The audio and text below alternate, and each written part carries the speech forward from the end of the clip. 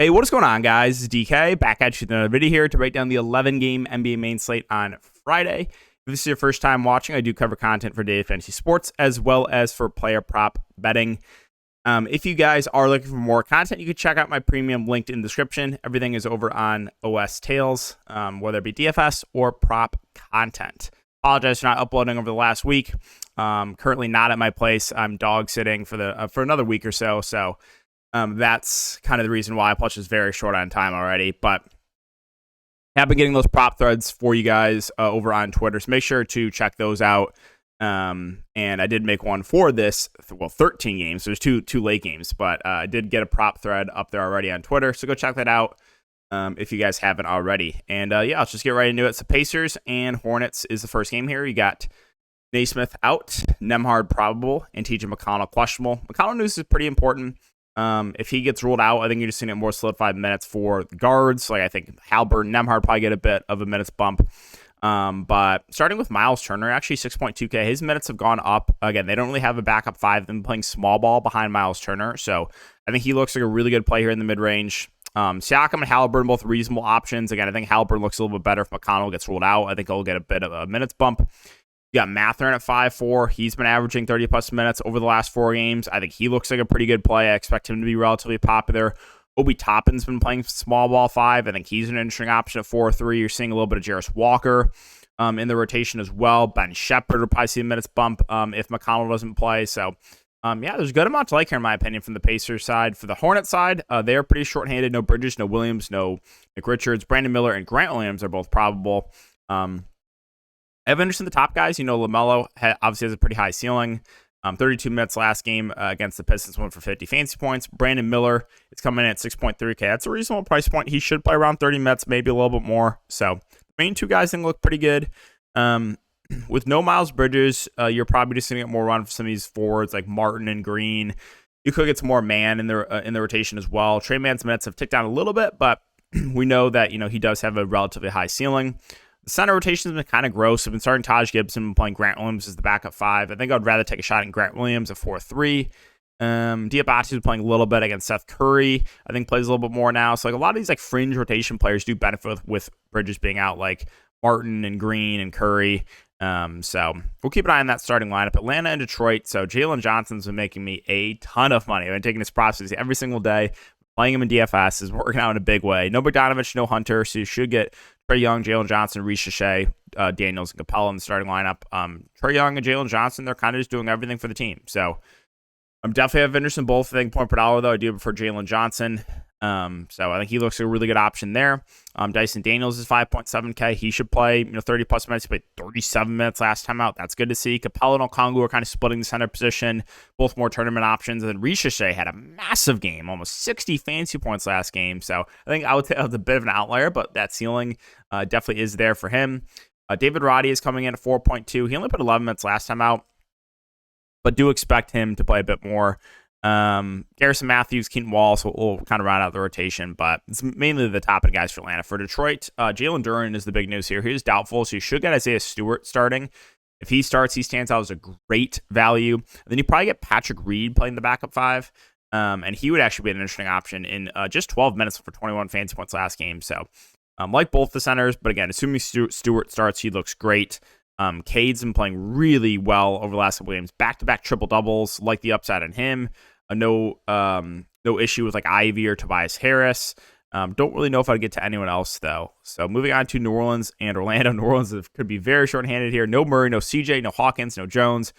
Murphy is doubtful. Zion's questionable. If Zion gets rolled out, you're probably getting a starting lineup of Alvarado, Boston, JRE, Ingram, and Messi. But yeah, either way, I think Ingram is in play, but he looks better, obviously, if Zion gets ruled out. Alvarado and Boston playing big minutes recently, like 30-plus minutes for both. 5-7 for Alvarado looks good. 4-4 for Brandon Boston looks really good. So he stands out as a great value play. Messi's minutes have been a little bit up and down, but he's reasonable. Again, JRE, if there's no Zion started, played 34 minutes 2 games ago. He would look way better. Javonte Green would look like a solid value as well. So yeah, this team could be extremely short-handed if Zion gets rolled out too. Moving on to the Magic, no Paulo, no Juan Carter Jr., bringing in Goga Batadze starting at the 5.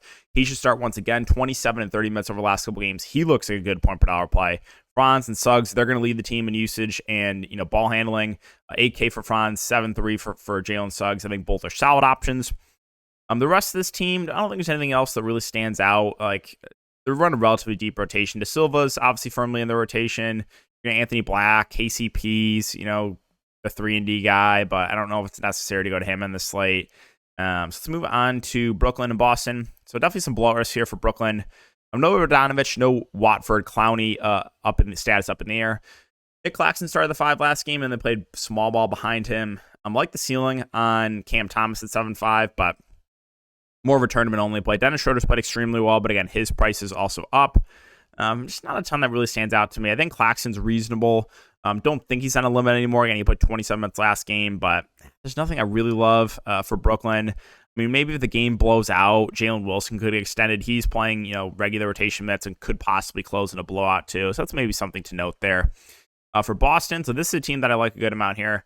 No Brown, no Porzingis, and Cornette is doubtful. So you should get Keita starting. He started the last couple games. So I'm expecting Tatum, White, Drew, or for Keita to start. You're going to get Pritchard off the bench. You're going to get Hauser off the bench. You're probably going to see a little bit of Walsh. And then I think Tillman will be in the rotation too. But if this game can stay competitive, there's a lot to like here for Boston. Tatum at 10.5 obviously looks solid at the top, but these guards look good. I think Drew Holiday is mispriced here at 5.4, so he looks a good play. Derek White gets a nice usage bump without Jaylen Brown. His price is up a bit, but still the ceiling is higher on him. Peyton Pritchard is 5.2K. His minutes have been very secure of late. I think he looks pretty good. Keita, assuming he continues to start, looks a solid option. Tillman, I expect to play some backup 5, so I think he's even in play there at the flat min price. Golden State and Cleveland. You got Green, Podziemski, and Melton all questionable. Keep an eye on that. If they're all in, there's really not much to like. If they're all out, I mean, I think Steph's fine, I guess, either way in tournaments. We know the ceiling's there on him, but everyone else would be kind of tough to get to.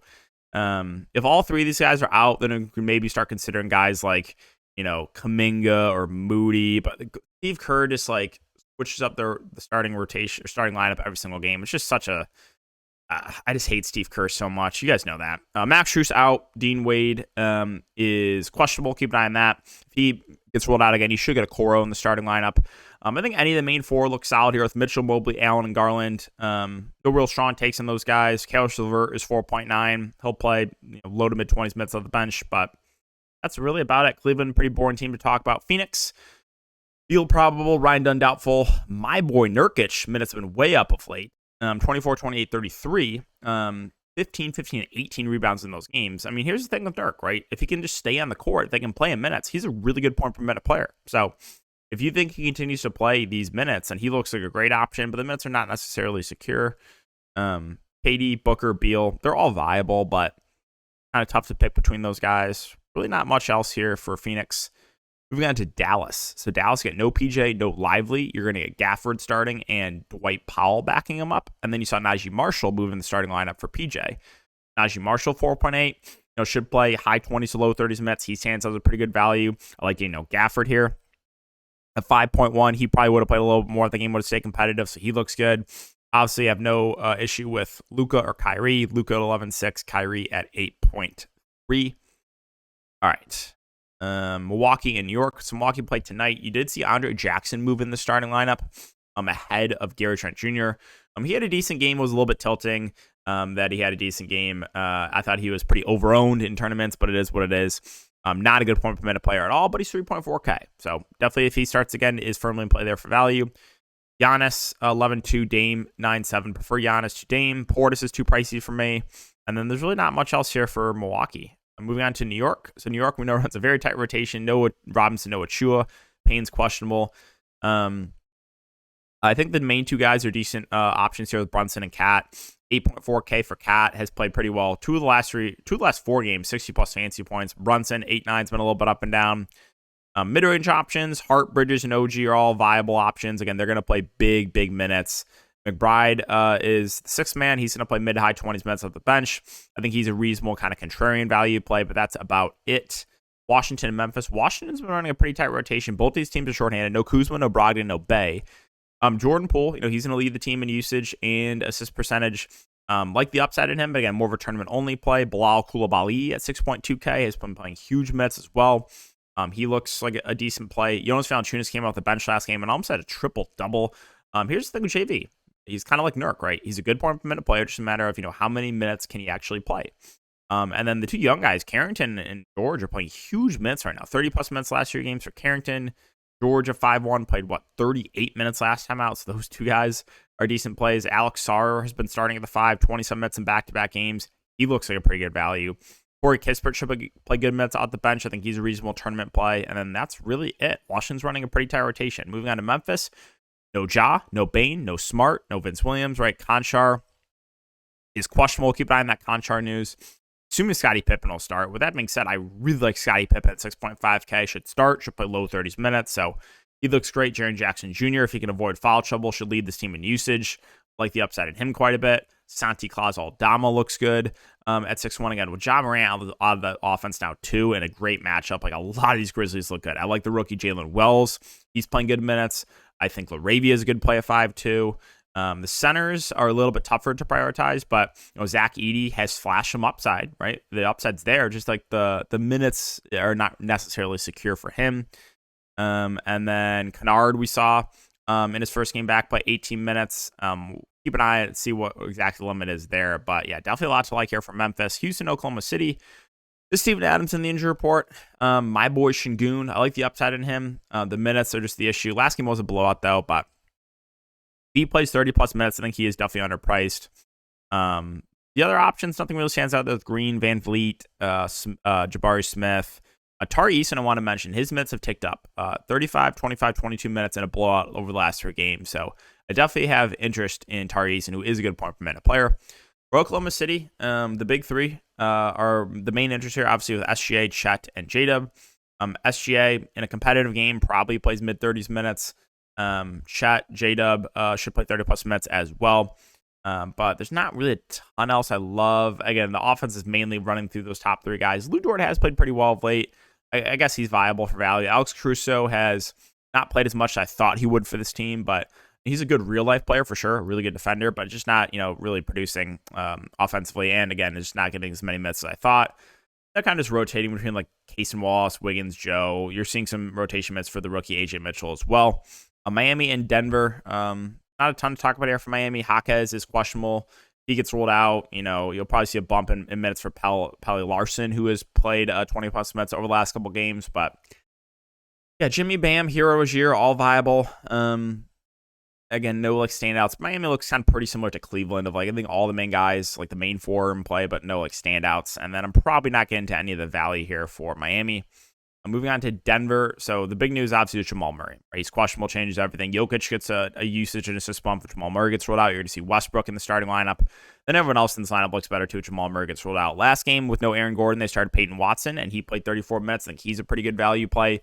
If there's no Jamal Murray, you should get a minutes bump for Julian Rother, who has got double-digit shot attempts up in the last 3 games.